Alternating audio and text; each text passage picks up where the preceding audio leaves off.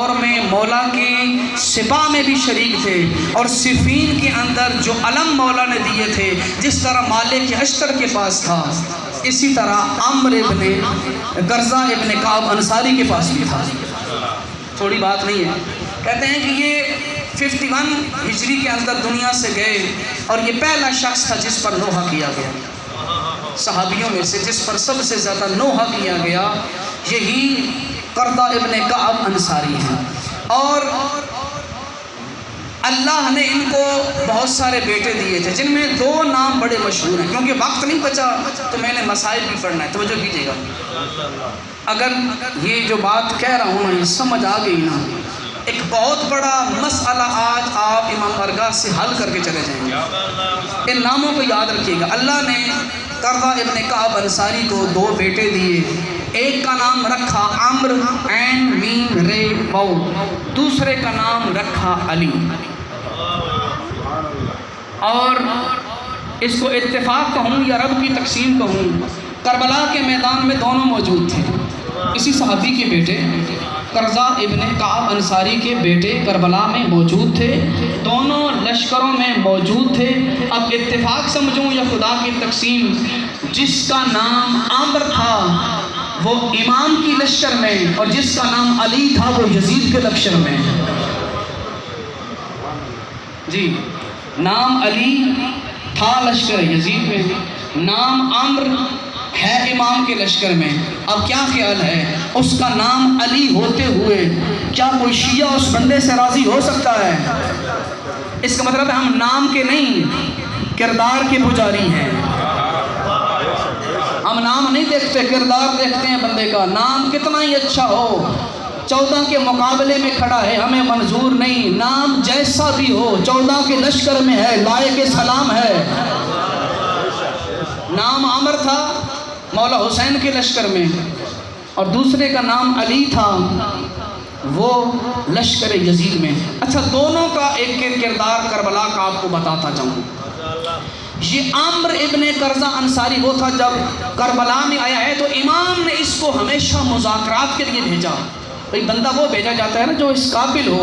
امام حسین نے عمر سعد کے ساتھ اکثر مذاکرات کے لیے 3 محرم سے لے کر جب تک شمر نہیں آیا تھا، مذاکرات مسلسل یہ جا کے کرتے رہے امام کی طرف سے۔ اور جب میدان میں لڑنے کے لیے گئے ہیں عمرو، اس وقت ان کی زبان پر یہ جملے تھے کہ انصار کے فوجی جانتے ہیں کہ میں جس کی حمایت میں اٹھا ہوں نا، اس کی محافظت کرنا میری ذمہ داری ہے، اور جب میرے ہاتھ میں تلوار ہے تم جانتے ہو کہ کبھی بھی عمرو ابن قرظہ انصاری سے میدان سے فرار نہیں کیا، میں بھاگنے والوں میں سے نہیں ہوں۔ یہ عمرو کا کردار تھا کربلا کے اندر۔ اور آپ جانیں گے جب 10 محرم کو نماز کے وقت اجازت مانگی گئی، بھئی ہمیں نماز پڑھنے دو، یزیدیوں نے قبول نہیں کیا کہ ہم نماز پڑھنے دیں۔ یعنی اس کا مطلب کیا ہے، جو نماز سے روکے وہ کم از کم یزیدی ضرور ہے۔ امام نے بندہ بھیجا کہ جاؤ انہیں کہوں ہمیں اتنا ٹائم تو دو کہ ہم نماز پڑھ لیں، لیکن انہوں نے قبول نہ کیا، حتیٰ کہ مسلسل تیر بسائے جا رہے تھے۔ اور ایک کتاب میں نے پڑھا کہ کچھ تیر اس عمرو نے دیکھا کہ بیویوں کے خیمے کی طرف جا رہے ہیں، اس بندے نے دوڑ کے ان تیروں کو روکا تاکہ کوئی خیمہ حسین کی بہنوں کے ان خیموں کو کہیں نقصان نہ پہنچا دے۔ پہلا کردار۔ دوسرا کردار کون سا تھا؟ جب نماز کا وقت ہوا ہے نا، کچھ صحابہ ایسے تھے امام نے برستے ہوئے تیروں میں نماز کی صفیں قائم کی، نہ مسجد میں نہ بیت اللہ کے دیواروں کے سائے میں، نماز عشق ادا ہوتی ہے تلواروں کے سائے میں۔ برستے ہوئے تیروں میں آپ کے مولا نے صحابہ کو حکم دیا صفیں لگاؤ، وہ نہیں پڑھنے دے رہے تو نہ پڑھنے دیں، حسین تو نماز پڑھے گا، حسین تو کربلا میں آیا ہی نماز بچانے کے لیے ہے۔ کہتے ہیں امام نے صفیں لگائیں، کچھ صحابہ نے کہا مولا آپ نماز پڑھیے، ہم آپ کی ڈھال بنتے ہیں۔ میدان میں بندہ ہونا ڈھال ہوتی ہے تیروں کو اور تلواروں کو روکنے کے لیے لوہے کی، یہاں امام حسین کو بچانے کے لیے لوہے کی نہیں، انسان جیسے زر ہیں، یعنی کہ زرہ کا کردار ادا کیا۔ ان میں سے ایک نام آتا ہے سعید کا، سعید بن عبداللہ، اور دوسرا نام آتا ہے یہی عامر ابن قرظہ ابن کعب انصاری۔ نماز ہو رہی ہے، صحابی سامنے ہیں، اب ذرا سوچئے گا، امام علیہ السلام نماز پڑھ رہے ہیں، تیر برسانے شروع کر دیے، اب تیر آ رہے ہیں، سامنے جو صحابی کھڑے ہیں، ایک طرف عامر کھڑا ہے، ایک طرف سعید کھڑا ہے، اللہ اکبر، کیا عشق ہے! وہ ڈھونڈتے ہیں تیر کہاں سے آ رہا ہے، کہاں وہ کردار کہ تیر آ گیا گزر گیا تو خوش ہو گئے، نہیں، یہ تیر ڈھونڈ رہے تھے کہاں سے آئے اور اپنے سینے پر لیں۔ کبھی عمر ادھر دوڑتا ہے، ادھر مصروف ہے تو آواز دیتے ہیں سعید میں ادھر مصروف ہوں، ادھر سے تیر آ رہے ہیں، کہیں میرے امام کو تیر نہ لگ جائے۔ کہتے ہیں جتنی دیر تک نماز ادا کر رہے تھے نا، کبھی سعید دوڑ دوڑ کے اپنے وجود پہ تیر لیتا ہے، کہیں سے عمر دوڑ دوڑ کے تیر لیتا ہے، کہتے ہیں کہ پورا وجود تیروں سے چھلنی ہو گیا۔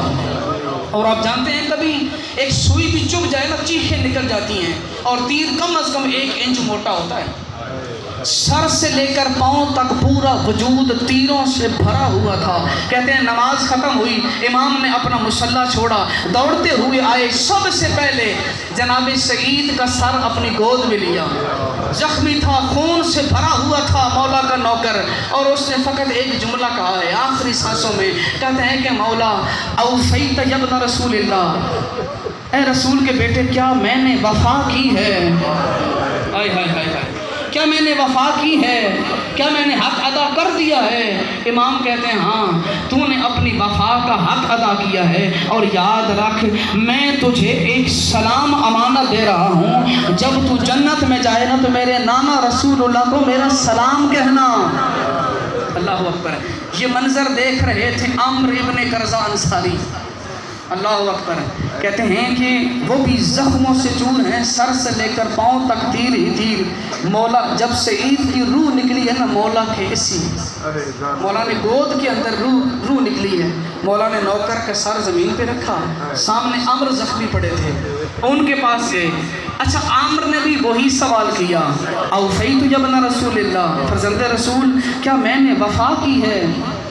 امام نے کہا تو نے صرف وفا نہیں کی، وفا کا حق ادا کر دیا۔ امام نے فرمایا انت امامی فی الجنہ، محشر کا میدان ہوگا، میں اپنے رب کی بارگاہ میں کہوں گا میرے اللہ پہلے ان نماز کی حفاظت کرنے والوں کو جنت پہنچا، پھر حسین جنت جائے گا، تم مجھ سے پہلے جنت، انت امامی فی الجنہ۔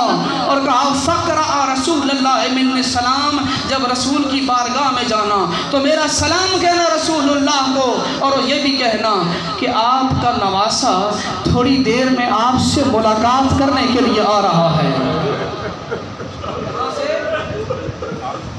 نماز کی حفاظت کی ہے علی والوں نے، ہاں، حسینی ہوتا ہی وہ ہے جو نماز کا محافظ ہو۔ خدا کے لیے کبھی نمازیوں کا مذاق نہ اڑانا، نماز کو حقیر نہ سمجھنا، نمازیوں کا مذاق نہ اڑانا۔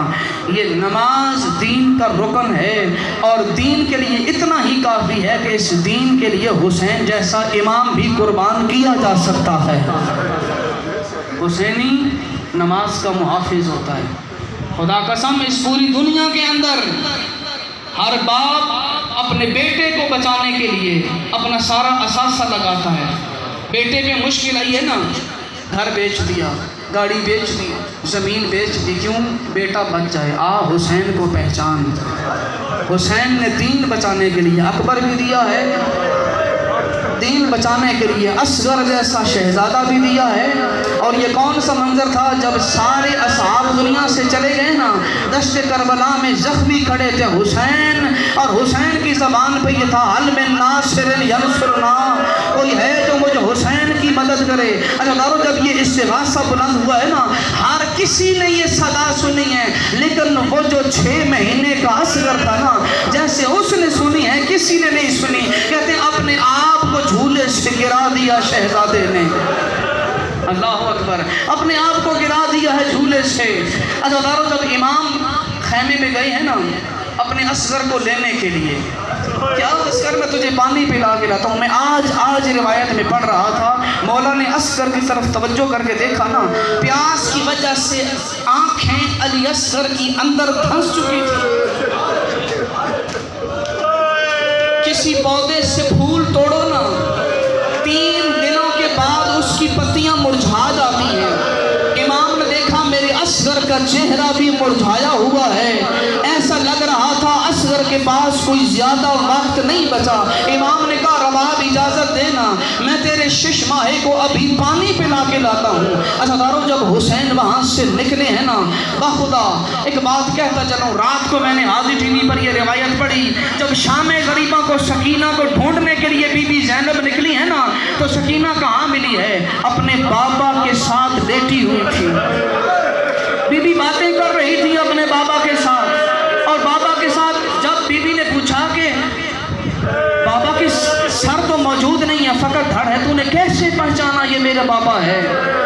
سکینہ نے کہا میں ڈھونڈ رہی تھی تو اس لاشے سے آواز آئی, یا بنیا الیہ الیہ, میری سکینہ جسے ڈھونڈ رہی ہے تیرا بابا یہاں ہے. تو میرے بابا نے اور کچھ نہیں کہا, قیامت تک آنے والے شیعوں کے لیے ایک بات کہی ہے. اس کٹے ہوئے گلے سے جو کچھ مصائب کے جملے بی بی سکینہ کے ذریعے آپ کے لیے امام نے بیان کیے ہیں, امام نے کہا میرے شیعوں کو جا کے کہنا جب کبھی ٹھنڈا پانی پیو نا, مجھے حسین کو یاد کرنا. اور سمیتم بے غریب و شہید, کبھی کسی شہید کا ذکر ہو, کبھی کسی مسافر غریب کا ذکر ہو, فند بونی تو ان پہ نہیں مجھ پہ گریہ کرنا. کیوں مولا, ہم آپ پہ گریہ کیوں کریں؟ اجرکم اللہ. اب یہاں پر پورے کربلا کے اندر سے صرف 2 مصیبتیں امام نے کہا ہے میری بیٹی سکینہ میرے شیعوں کو سنانا, اور تمہیں مخاطب کر کے امام نے کہا تھا, بی بی نے کہا مجھے بابا نے کہا ہے میرے شیعوں کو جا کے کہنا لیتکم فی یوم عاشورا جمیعا تنظرونی, کہ اے میرے شیعوں اے کاش تم کربلا میں ہوتے, اے کاش تم کربلا میں ہوتے, تنظرون تم دیکھتے, کیف استسقی لطفلی, میں کیسے اصغر کے لیے پانی مانگ رہا ہوں. اور وہ لوگ لائق نہیں تھے میں ان سے پانی مانگوں, میں اصغر کے لیے مانگتا رہا. فابوا ان یرحمونی, حسین مانگتا رہے گا. وہ لوگ انکار سے انکار, وہ لوگ انکار کرتے رہ گئے. اگلا جملہ یہ ہے, وَبِجُرْدِ الْخَيْلِ بَعْدَ الْقَتْلِ ظُلْمًا سَحَقُونِی, میں کہتا ہوں پوری کربلا ایک طرف, مولا کا کہا ہوا یہ جملہ ایک طرف. بی بی سکینہ کہتی ہے میرے بابا نے کہا تھا میرے شیعوں کو بتانا ان لوگوں نے بغیر جرم کے پہلے مجھے مارا ہے, پھر گھوڑوں کے سموں تلے مجھے حسین کو ایسا پامال کیا. سحقونی, سحقونی کا لفظ عربی میں وہاں استعمال ہوتا ہے عزادارو. اب کسی پنساری کی دکان پہ جاؤ نا, کسی عرب معاشرے میں, اس سے جا کے پوچھو السحق کسے کہتے ہیں, تو وہ آپ کو بتائے گا یہ عربی کا لفظ وہاں استعمال کیا جاتا ہے نا جب کسی پنساری نے سرمے کا پتھر پیسنا ہو, کہتے ہیں وہ لنگری میں ڈال کے اس سرمے کو اتنا پیستا ہے, اتنا باریک کرتا ہے کہ ڈالنے والے کی آنکھوں میں ذرہ نہ چبھے. حسین بتا رہے تھے انہوں نے سمو والے گھوڑے دوڑا کر مجھے حسین کی ایسی حالت کر دی تھی, سحقونی, اور میری لاش کو ریزہ ریزہ, اجرکم اللہ, میری لاش کو ریزہ ریزہ کر دیا.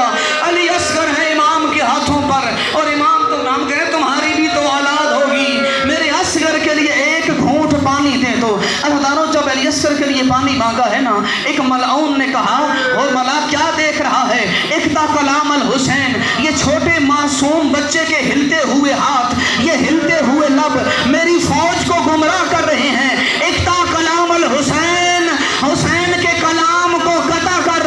اللہ یہ جملہ سننا تھا, اور ملا نے 3 شعبہ تیر اٹھایا, اپنی ایڑ لگائی, اور ایسی اصغر کا نشانہ لیا. اللہ جب اس ظالم نے وہ تیر چھوڑا ہے نا, کہتے ہیں ایسے لگا ہے علی اصغر کو, فَذُوبِ حَقِّ فِلُو مِنَ الْعُزْنِ إِلَى الْعُزْنِ, ایک کان سے دوسرے کان تک اصغر کو چیر کے رکھ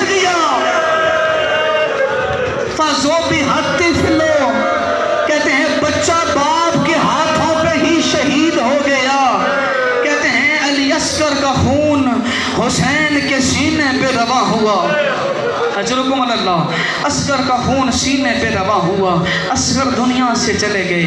باخدا اکبر کو اٹھایا تھا، غازی کو اٹھایا ہے، صحاب کو اٹھایا ہے، لیکن وہ حالت حسین کی نہیں تھی جیسے اصغر کو اٹھائے ہوئے تھے۔ اب تاریخ کہتی ہے اکبر کو اٹھایا ہے، چہرے پہ موت کی زردی نہیں تھی، غازی کو اٹھایا ہے، موت کی زردی نہیں تھی، لیکن جب اصغر کو اٹھایا ہے نا، رب نے دیکھا ہے اگر تھوڑی دیر اور اس طرح حسین نے دیکھا نا، حسین کے جسم سے روح نکل جائے گی۔ اس وقت آواز دی حسین صبر کر، میں نے جنت میں تیرے اصغر کے لیے دودھ پلانے والی کا انتظام کر لیا، علی اصغر کو زمین پہ رکھ دے۔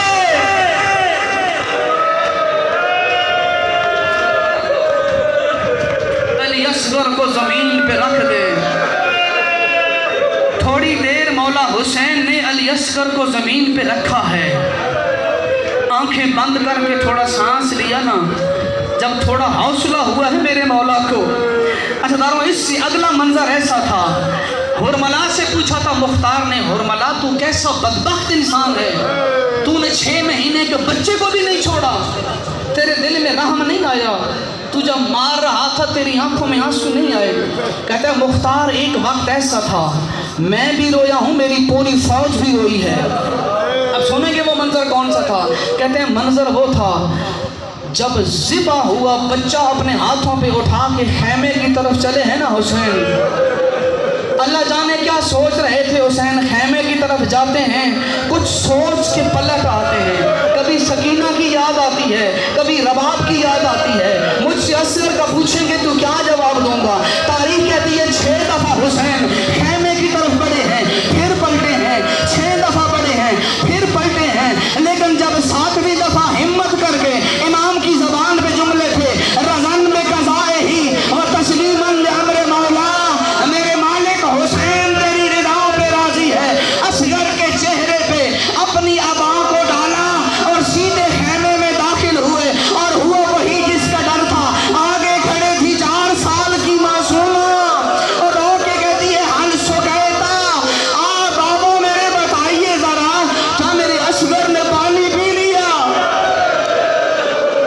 تاریخ کہتی ہے اصغر کی ایسی حالت تھی نا، مولا نے اصغر کا کٹا ہوا گلا سکینہ کو نہیں دکھایا، چپ کر کے مولا اصغر کو لے کے نا سکینہ کے پاس سے گزرے ہیں، اور اس ماں کے سامنے آئے ہیں جس نے فقط 6 مہینے دودھ پلایا تھا۔